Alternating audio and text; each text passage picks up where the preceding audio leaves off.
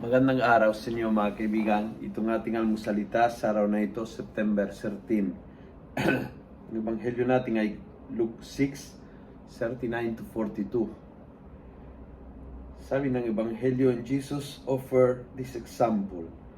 Can a blind person lead another blind person? Surely both will fall into a ditch. A disciple is not above the master, but when fully trained, he will be like the master. But now, we are disciples. We are called to follow Jesus.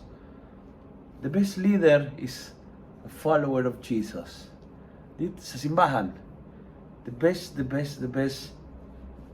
leader ay hindi isang tao na gusto magmuno, na gusto magbigay direction, na meron siyang idea na gustong ipagawa sa kanyang parokya o sa kanyang diocese. No. The best leader is one that keeps learning from the master. If you are a leader, remember, you are a disciple. At ang pinaka-importanteng parte sa pagiging leader mo ay ang pagiging disciple. Doon, maturuan mo ang mga kasamahan mo kung paano sumunod kay Jesus. Kung nagustuhan mo ang video ito, pass it on.